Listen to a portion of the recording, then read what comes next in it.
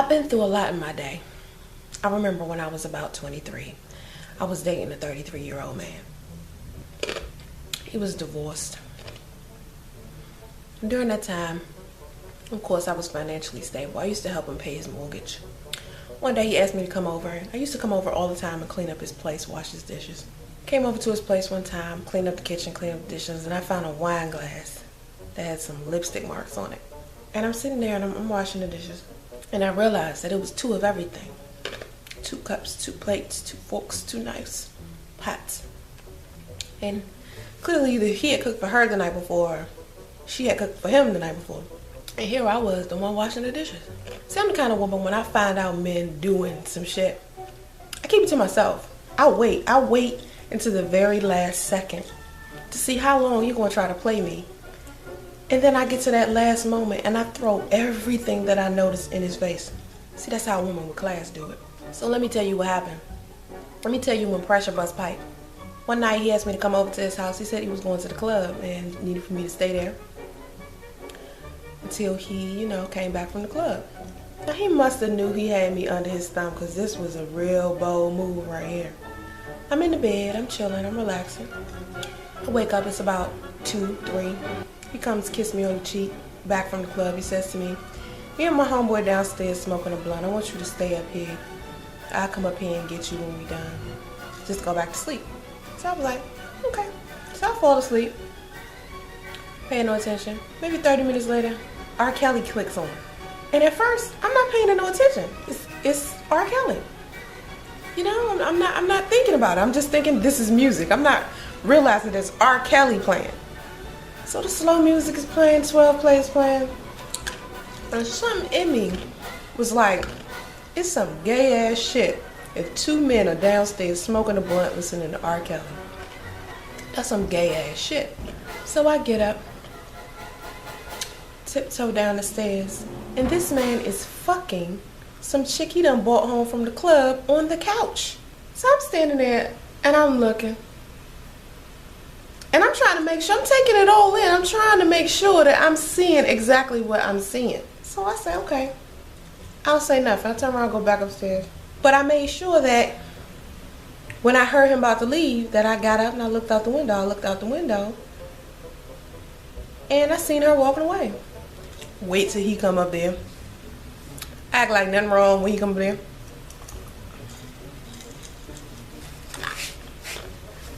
I waited till I kept finding more evidence.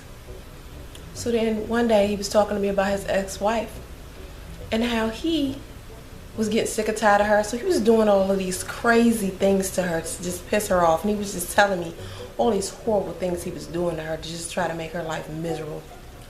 One day he came to pick me up. We went over to his house. We get to the house.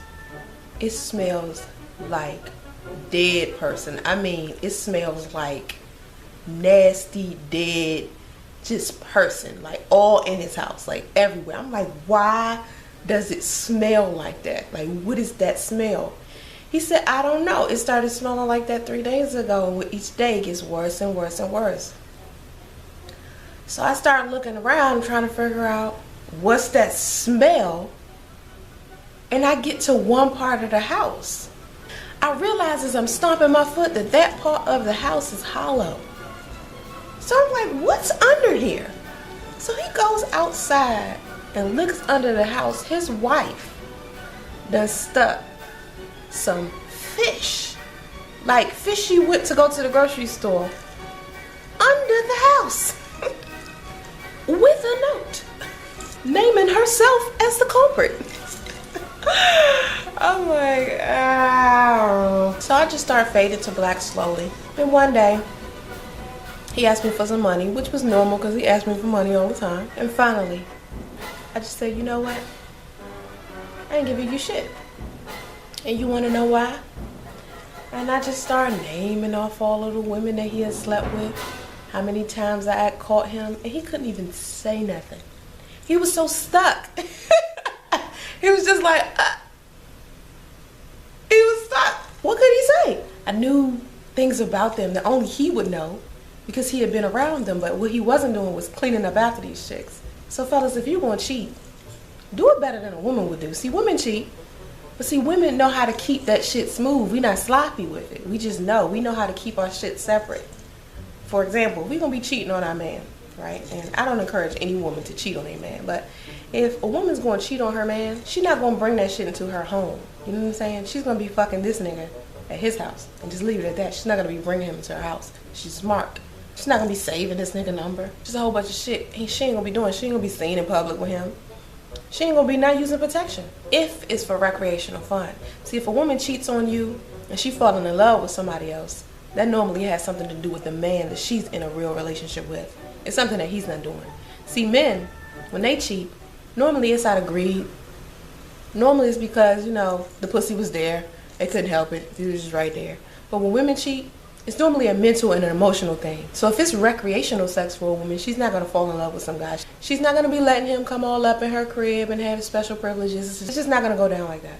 But fellas, you need to learn some tactics on how to be not as sloppy if you really going to be a cheater. How about this? Do some real shit. This some real shit right here. Be a G.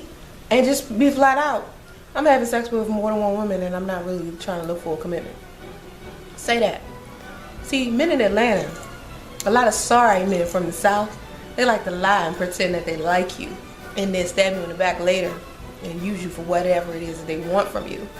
But see, what I notice about men from the North, generally speaking, normally the men from the North, if they want some pussy, they're going to say, I want some pussy. They're not going to beat around the bush. But men from the South beat around the bush. It's like they lie and pretend like they're something else. And that's some snake shit. That's some fake shit. Like, you ain't even got to do all that with women. See, women, we like the truth. Just tell us what's up. It's a lot less complicated than you think.